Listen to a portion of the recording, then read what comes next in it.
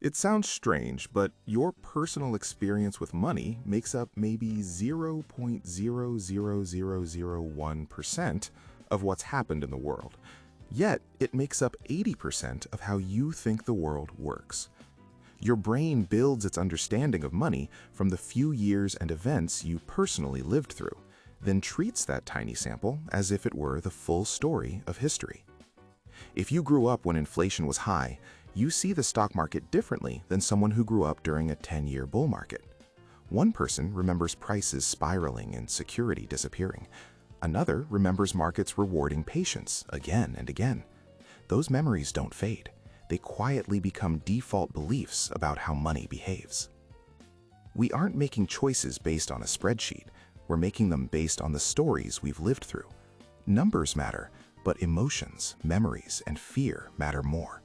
Your nervous system remembers losses, stress, and relief far more vividly than long-term averages. That's why two intelligent people can look at the same situation and reach opposite conclusions. This is why some people see risk where others see opportunity. What feels dangerous to one person feels obvious to another, not because one is smarter, but because their histories are different. The danger is assuming your personal experience is universal truth, when it's really just one path through a much larger world. In fact, much of what we call success is often driven by a force we hate to admit exists: luck. Luck and risk are siblings. They are both reminders that outcomes are shaped by forces beyond individual effort.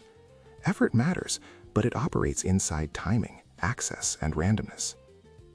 Bill Gates was lucky to go to one of the only high schools with a computer in 1968.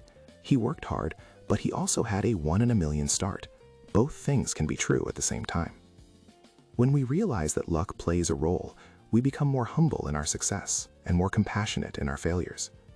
And once you stop judging yourself by every gain or loss, you can focus on the one thing you can control: knowing when you have enough.